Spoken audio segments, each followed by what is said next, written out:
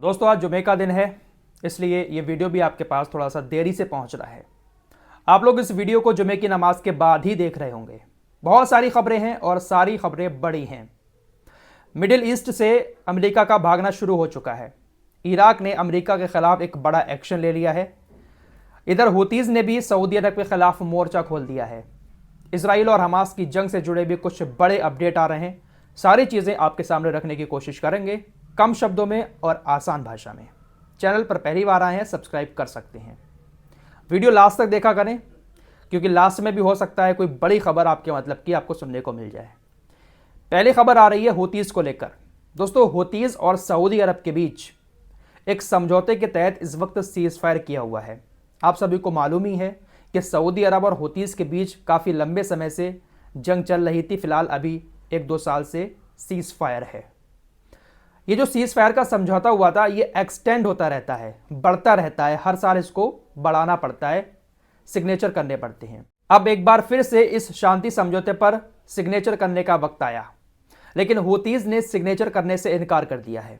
हुतीज़ ने सऊदी अरब के साथ शांति समझौते पर हस्ताक्षर करने से इसलिए इनकार कर दिया है क्योंकि हुतीज़ का कहना है कि सऊदी अरब इस शांति समझौते में दुनिया को ऐसा दिखाता है कि हम युद्ध के दूसरे पक्ष नहीं हैं। थोड़ा सा और आसान भाषा में आपको समझाता हूं। जब युद्ध होता है तो दो लोगों के बीच होता है ना, लेकिन इस शांति समझौते में सऊदी अरब अपने आप को दूसरा पक्ष नहीं दिखाता है। सऊदी अरब ऐसा दिखाता है कि हम लड़ाई नहीं लड़ रहे हैं, बल्कि हुतीज़ सिर्फ हमारे ऊपर हमले कर रहे हैं और उन हमलों का जवाब, उन हमलों को रोकने के लिए हम इधर से एक्शन लेते हैं। हुतीज़ ने सिग्नेचर करने से इनकार कर दिया है। हुतीज़ ने कहा कि आप भी अपने आप को युद्ध का दूसरा पक्ष दिखाएं, आप भी हमारे साथ युद्ध करना चाहते हैं और कर रहे थे।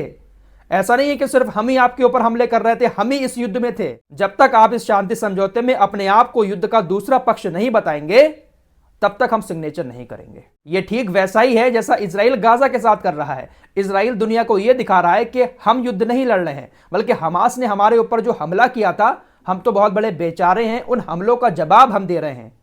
हमास के ऊपर अटैक करके अपनी आत्मरक्षा में हम ये हमले कर रहे हैं, क्योंकि दुनिया के सामने हर देश को अपनी एक ऐसी छवि दिखानी होती है कि भाई हम युद्ध नहीं करते हैं किसी से, बल्कि हम तो जवाब देते हैं हमलों का।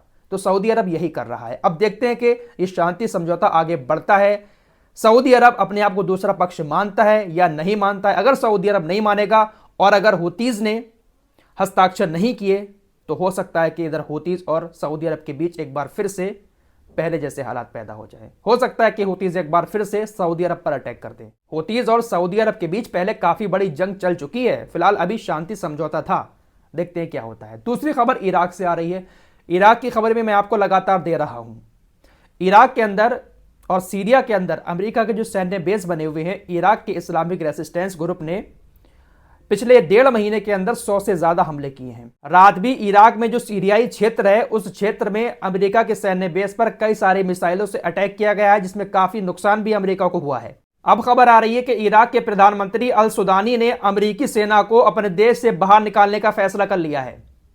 इराक के अंदर अमेरिका के जो सैन्य बेस बने हुए हैं, उन सैन्य बेस को खत्म करके अपने देश से अमेरिका को भगाने का ऐलान कर दिया है। इराक के प्रधानमंत्री ने कहा है कि हमारी सरकार इराक के अंदर अंतर्राष्ट्रीय गठबंधन को समाप्त करने की घोषणा करती है। कल ही इराक के राष्ट्रपति की तरफ से बयान आया था कि हम अपने देश से अंतर्राष्ट्रीय गठबंधन को समाप्त करने का प्लान बना रहे हैं। अमेरिका जो यहां पर बैठा हुआ है, एक डर दिखाकर कि हम इराक को बचा रहे हैं, अमेरिका के सैन्य बेस को यहां से हटाने की घोषणा इराक के प्रधानमंत्री ने कर दी है। तो अब इराक की थोड़ी सी हिम्मत बढ़ी, तभी तो यह फैसला लिया है। काफी लंबे टाइम से इराक के अंदर अमेरिका अपने पैर जमाए हुए बैठा था। कल ही मैंने इस टॉपिक पर बात की थी कि अमेरिका बहुत जल्द पूरे मिडिल ईस्ट से भाग जाएगा। सऊदी अरब जैसे बड़े बड़े देश अगर अमेरिका को अपने देश से निकाल देना, इनके सैन्य ठिकानों को खत्म कर दें, तो अमेरिका देखेगा भी नहीं मिडिल ईस्ट में। दोस्तों कल की वीडियो में ही मैंने आपको एक सीरिया की खबर भी दी थी। इसराइल के प्रधानमंत्री नेतन्याहू ने सीरिया को धमकी देते हुए कहा था कि बहुत जल्द सीरिया के ऊपर एक बड़ा हमला होने वाला है। आपको अगर याद होगा, यह खबर मैंने आपको बताई थी। अब खबर आ रही है कि सीरिया के ऊपर एक बड़ा हमला हो भी गया है। इजरायली सेना ने सीरिया पर हवाई हमलों की दूसरी लहर शुरू कर दी है। पहली लहर वो थी जिसमें ईरान के कमांडर मारे गए थे। ये दूसरा बड़ा अटैक सीरिया पर इजरायली वायुसेना कर रही है। ये इजराइल और अमेरिका की सेनाएं जो है ना, ये हवाई हमले ज्यादा करती हैं, जमीनी स्तर पर लड़ने की इनकी औकात नहीं है। ज़मीन पर जब लड़ाई की है इजराइल की सेना ने, तो देखिए हालत क्या हुई है। फिलहाल एक आंकड़ा आपको बता देता हूं, इस इजरायली सेना ने गाज़ा पर हवाई हमले करके गाज़ा को कितना नुकसान पहुंचाया है। एक मैप भी आपकी स्क्रीन पर लगा रहा हूं और कुछ आंकड़े भी बताऊंगा। गाज़ा के अंदर हवाई हमले करके अब तक इजराइल ने 65,000 घरों को पूरी तरह से खत्म कर दिया है। 115 मस्जिदें शहीद हो गई हैं, 126 सरकारी कार्यालय, 92 स्कूल और यूनिवर्सिटीज़। इसराइल के हवाई हमलों में जो घर और बिल्डिंगें डैमेज हुई है उनकी संख्या है 2,90,000। 193 स्कूल और यूनिवर्सिटीज़, इनको भी काफ़ी नुकसान हुआ है। 200 मस्जिदें ऐसी हैं जिसका कुछ हिस्सा हवाई हमलों में डैमेज हो गया है। 3 चर्च जो हैं उनका भी हवाई हमलों में काफ़ी सारा नुकसान हुआ है। बाकी 7 अक्टूबर से लेकर अब तक कितने लोग अपने अपने घरों को छोड़कर जा चुके हैं, जिसके घर तबाह हो गए या कोई अपने घरों को छोड़कर चले गए, इसकी संख्या मैं आपको बता चुका हूँ। लगभग 20 लाख लोग ऐसे हैं और इतनी बड़ी संख्या में कभी भी किसी भी देश में लोग विस्थापित नहीं हुए हैं। दोस्तों, ईरान की बात करें तो ईरान लगातार अपना शक्ति प्रदर्शन करता रहता है, दुनिया को दिखाता रहता है कि हमारे पास इतनी इतनी खतरनाक मिसाइलें हैं।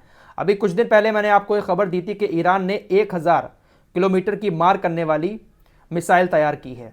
अब उसको छोड़ने के लिए लॉन्चर भी तैयार कर लिया है और इस लॉन्चर को ईरान ने दिखाया है। इस मिसाइल लॉन्चर का नाम ईरान ने अबू मेहदी रखा है। तो ईरान लगातार मिसाइलें तो दिखाता है, शक्ति प्रदर्शन तो करता है, लेकिन फिर लोग सवाल उठाते हैं कि आखिर ईरान हमला क्यों नहीं करता है इजराइल के ऊपर।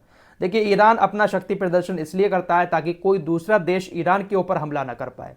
ईरान इसलिए अपनी बड़ी बड़ी मिसाइलों को, बड़े बड़े ड्रोन्स को दुनिया को दिखाता है ताकि दुनिया डरी रहे कि देखिए ईरान के पास बहुत बड़ी ताकत है, इसके ऊपर हमला ना करना। ईरान के ऐसी शक्ति प्रदर्शन को देखकर अमेरिका, फ्रांस, ब्रिटेन और जर्मनी ने एक संयुक्त बयान जारी किया है। इन सभी देशों ने ईरान से कहा है कि भाई आप अपना परमाणु प्रोग्राम जो है उसको थोड़ा सा कम करें।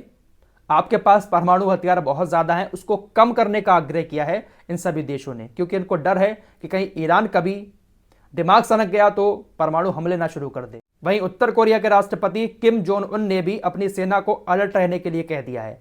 अपनी सेना से कहा है कि आप जंग की तैयारी करें। साथ ही साथ जो न्यूक्लियर प्रोग्राम है, परमाणु कार्यक्रम, उसको भी एक्टिव रहने के लिए कहा है। उत्तर कोरिया को यह खतरा है कि दुनिया के इस वक्त जो हालात हैं उसको लेकर कहीं जापान हमारे ऊपर हमला ना कर दे, इसीलिए जंग की तैयारी उत्तर कोरिया की सेना ने शुरू कर दी है। जापान की बात आई है तो एक अपडेट आपको यहां पर यूक्रेन और रशिया का भी दे देता हूं। जापान ने यूक्रेन को पैट्रियट मिसाइलें बेची हैं, जिसके बाद रूस जापान के ऊपर भड़क गया है। रूस ने जापान के ऊपर भड़कते हुए कहा है कि आप यूक्रेन को पैट्रियट मिसाइलें देकर इस युद्ध को और ज्यादा भड़काना चाहते हैं। आप हथियार यूक्रेन को देंगे, यूक्रेन हमारे ऊपर मिसाइलें छोड़ेगा, उसके बाद ये युद्ध और ज़्यादा भड़क जाएगा। तो जापान के ऊपर बहुत ज़्यादा भड़क चुका है रूस। ये वो देश हैं जो किसी भी देश के युद्ध को भड़काने में पूरा योगदान निभाते हैं। इस रिपोर्ट में इतना ही, मिलते हैं कुछ और खबरों के साथ, तब तक के लिए अपना ख्याल रखिए।